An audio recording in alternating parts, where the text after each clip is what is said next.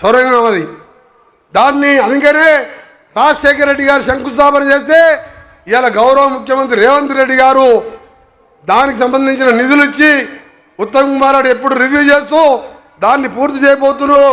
అందుకనే సొరంగ మార్గానికి RRR అని పేరు పెట్టుకున్నా నేను, రాజశేఖర రెడ్డి రేవంత్ రెడ్డి గారని. ఎందుకంటే ఆయన శంకుస్థాపన చేస్తే వీరు ప్రారంభించి మన ఉత్తమ్ కుమార్ రెడ్డి డిప్యూటీ సీఎం గారి చేతుల మీదుగా 2 సంవత్సరాలు దాన్ని పూర్తి చేపిస్తామని మీ అందరికీ. ఎందుకంటే ప్రపంచంలో ఇలాంటి సొరంగం ఎక్కడ లేదు. ఎన్నికల ముందు దేవరకొండకు వచ్చి కేసీఆర్ గారు 2014 ముందు ఇక్కడనే చేసుకొని కూర్చుంటా దీన్ని వెంటనే పూర్తి చేస్తా అని చెప్పి కూలిపోయే కూలేశ్వరాన్ని కట్టిండు. అంటే కాళేశ్వరం అది కట్టిండు, కూలిపోయింది. 1,73,000 కోట్లు.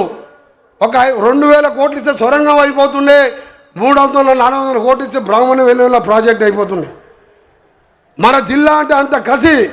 ఆ కసినే మన ఎన్నికల్లో 11 మంది ఎమ్మెల్యేలు, 2 ఎంపీలు, ఎవ్వరు కూడా 50,000 తక్కువ మెజార్టీ లేకుండా గెలిపించిందంటే మీరు మన జిల్లాని ఎంత నష్టపరిచిండో, మన జిల్లా అంటే ఎంత అసహించుకుండో కేసీఆర్ పరిపాలన చూసాం.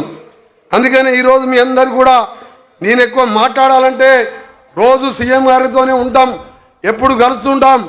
ఈరోజు నల్గొండ కాన్స్టిట్యున్సీకి సంబంధించి అన్ని పనులు మీ దగ్గర కనగల్ మండలంకి వెళ్ళి వచ్చిన వాళ్ళు ఉన్నారా? మీకు జూనియర్ కాలేజ్ మీ పిల్లలు ఎక్కడ చదువుకుంటున్నారు? నల్గొండకు వస్తున్నారు 40 కిలోమీటర్లకు వెళ్ళి. దానికి అడగగానే కారులో పెద్దపల్లికి పోయేటప్పుడు హెలికాప్టర్లు అడగంగానే తిప్పర్తి వాళ్ళు ఉన్నారు కదా ఇక్కడ, అడగంగానే 2 జూనియర్ కాలేజీలు ఇచ్చి వచ్చే సంవత్సరానికి వెళ్ళి దాన్ని ప్రారంభించుకుంటున్నాం. ఇవాళ 300 కోట్లతో మెడికల్ కాలేజీ ఓపెన్ చేసుకున్నాం, 40 కోట్లతో నర్సింగ్ కాలేజీ శంకుస్థాపన చేసుకున్నాం. త్వరలో తప్పకుండా ఈరోజు మొదటి సంవత్సరం నుంచి వారు ముఖ్యమంత్రి అయ్యి తప్పకుండా మనకు డెంటల్ కాలేజీ కూడా ఇస్తారని చెప్పి వారు హామీ ఇచ్చే అవసరం లేదు. వెంకరెడ్డి గారు పోయి అడిగిందంటే అన్న నీకు ఏదంటే కావాలంటాడు. నాకు అదే అంటాడు, నువ్వు తెలంగాణ కోసం అందరూ పదవులు వదిలిపెట్టి మళ్ళా బై ఎలక్షన్లు వస్తే నువ్వు మంత్రి పదవి రాజీనామా చేసి మళ్ళా పదవి తీసుకోలేదు, నీ కాన్స్టిట్యున్సీకి నష్టం జరిగింది, నీకు తప్పకుండా అండగా ఉంటాను.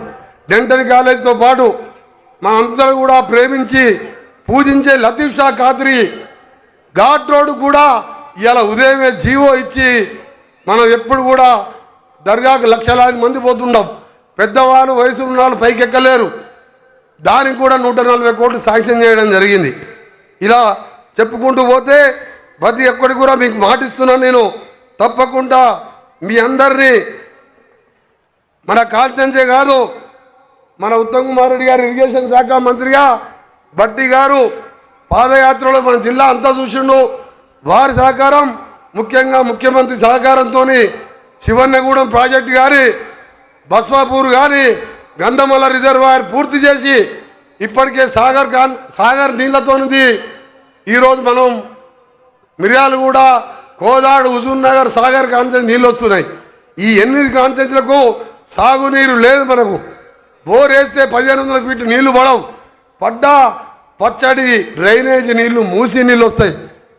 ఎన్నికల ముందు మనకు హామీ ఇయ్యలే గౌరవ ముఖ్యమంత్రి గారు, కానీ ఇవాళ పట్టుబట్టి 40 లక్షల మంది ప్రజలు మూసితోని డ్రైనేజ్ కలుస్తుంది, హైదరాబాద్లో ఇండస్ట్రీస్ కలుస్తాయి, మన ఆరోగ్యాలు క్యాన్సర్ రోగాలు 30 ఏళ్ళకే 60 ఏళ్ళుగా కనబడుతూ ఆ కంపు వాసన రోగాలతో బతుకుతామని మూసి ఎక్కడ పుట్టింది? వికారాబాద్లో పుట్టి నేరేడు జిల్లాలో కృష్ణానదిలో కలిస్తే దాన్ని కంకణం కట్టుకొని మన 40 లక్షల మంది జీవితాలకు ఒక బతుకు ఆశనిచ్చిన ముఖ్యమంత్రి గారికి నల్గొండ జిల్లా ప్రజల తరఫున ధన్యవాదాలు తెలియజేసుకుంటూ మరొకసారి మీ అందరికీ కూడా పేరు పేరున, ఎందుకంటే మీరు తెలంగాణ 10 సంవత్సరాలు కేసీఆర్ ఏం చేసిండో, సంవత్సరంలో మనం ఏం చేసినామో గౌరవ ముఖ్యమంత్రి గారు చెప్తారు. కాబట్టి నేను నా కాన్స్టిట్యున్సీతో పాటు నల్గొండ జిల్లా మంత్రిగా నేను ఉత్తమ్ కుమార్ రెడ్డి గారు నల్లగొండని బంగారు కొండగా చేయడమే లక్ష్యంగా పెట్టుకున్నాం మేము. ఒకటి నల్లగొండ అంటే పోరాటాల గడ్డ, ప్రజా